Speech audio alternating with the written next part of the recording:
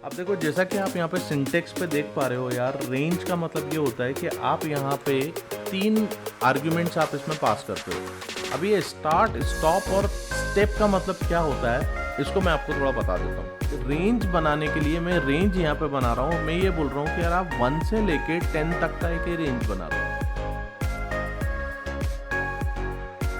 Hi and welcome everyone. So I hope यार आप लोगों ने लूप वाला सेक्शन देखा होगा और वहाँ पे से काफ़ी सारी चीज़ों को सीखा होगा, राइट।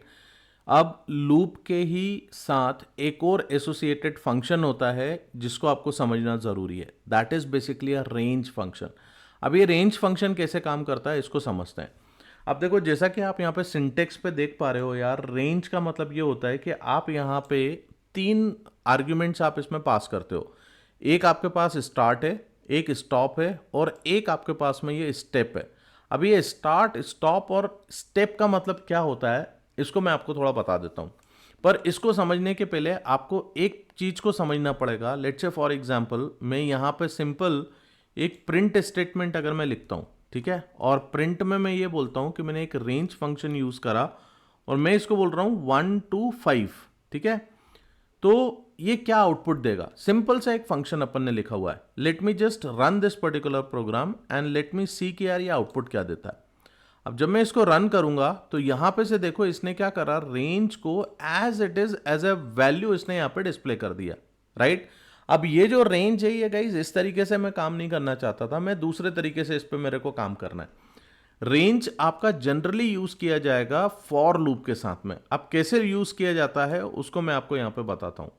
तो यहां पे से देखिए, जैसा कि आपने यहां पे से देखा हुआ था, पहले हम लोगों ने एक प्रोग्राम बनाया हुआ था और मैंने ये बोला हुआ था कि यार मेरे को लेट्स से मैं ये बोल रहा हूँ कि यार मेरे पास में 10 नंबर्स हैं, है ना। मैंने यहाँ पे नंबर लिया और नंबर में मैं ये बोलता हूँ कि मेरे पास में यहाँ पे 10 नंबर्स हैं। तो 1 2 3 4 5 6 7 8 9 एंड 10, ठीक है। अब अगर मैं आपसे ये बोलूं कि यार ये 10 नंबर्स को मेरे को डिस्प्ले करना है तो आप क्या बोलोगे? आप एक ये सिंपल ये बोलोगे, एक सेकेंड, नंबर्स कर लेते हैं इसको और यहां पे एक नम वेरिएबल लेते हैं इन नंबर्स, ठीक है। और यहां पे आपने क्या करा, सिंपल ये जो नंबर्स हैं इन नंबर को आप यहां पे डिस्प्ले कर रहे हो।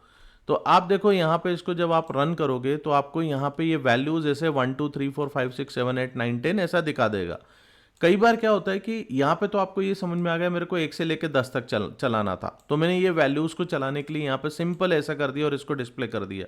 अगर मैं आपसे ये बोलता हूँ कि यार मेरे को इस लूप को मेरे को 10 टाइम्स चलाना है, तो लूप को 10 टाइम्स चलाने के लिए क्या करोगे? अभी यहाँ पे क्या कर सकता हूँ मैं? ऐसा कुछ दे दूं क्या? ऐसे वैल्यूज को दे दूं क्या? 10 वैल्यू करके ऐसा ये काम करेगा क्या? ये नहीं करने वाला है। तो देखो यहाँ पे से अपन क्या कर सकते हैं, एक बार अगर मैं रन भी करूंगा तो देखो ये 10 जो है ना ये कलेक्शन नहीं है गाइस, ये एक फिक्स्ड वैल्यू है। तो मुझे क्या करना पड़ेगा, एक रेंज बनाने के लिए मैं रेंज यहाँ पे बना रहा हूँ और मैं ये बोल रहा हूँ कि यार आप 1 से लेके 10 तक का एक रेंज बना दो, ठीक है। अब ये 1 से लेके 10 तक का रेंज बनाया तो ये एज ए कलेक्शन काम कर रहा है और इस कलेक्शन में से एक एक वैल्यू यहाँ पे ये उठा रहा है।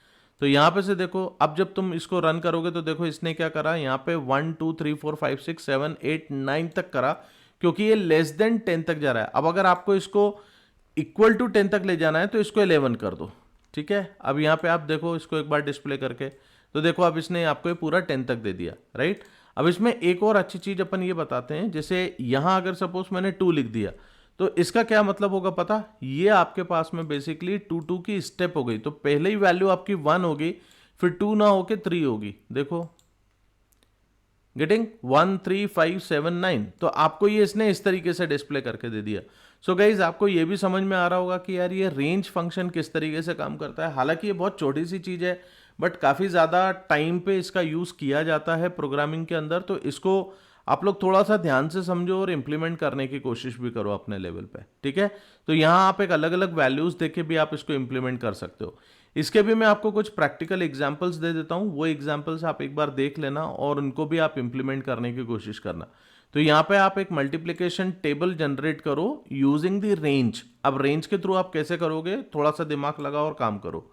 इसी तरीके से कस्टम काउंटडाउन टाइमर आप एक बना सकते हो, जिसमें आपको क्या करना है, create a countdown timer that starts from a given number down to 0, use range in reverse order, range start stop and -1, and include the 1 second delay using time dot sleep. तो ये टाइम डॉट स्लीप का तुम use कर सकते हो और एक second का तुम इसमें ये दे सकते हो, ठीक है। तो इसको तुम थोड़ा सा इंप्लीमेंट करके देखो, थोड़ा प्रोग्राम इसका बनाने की कोशिश करो। I think guys you will be able to do this particular thing. तो इसके साथ में आई होप आपको ये रेंज फंक्शन भी समझ में आया होगा कि रेंज को कहाँ कैसे यूज किया जाता है। छोटी छोटी सी चीजें हैं, बट जब इसको प्रोजेक्ट के अंदर अपन इंप्लीमेंट करेंगे तो आपको इसका रियल टाइम यूज केस समझ में आएगा, ठीक है। सो आई होप ये चीज समझ में आ गई होगी गाइज। अच्छा लगा है तो प्लीज इसको लाइक करो, शेयर करो दूसरों के साथ में, और चैनल को अगर सब्सक्राइब नहीं किया हुआ है तो सब्सक्राइब करो। नेक्स्ट वीडियो में मिलते हैं और लूप्स एंड रेंज से रिलेटेड कुछ प्रैक्टिकल प्रॉब्लम्स को अपन डिस्कस करेंगे। Till then, thank you very much, bye bye.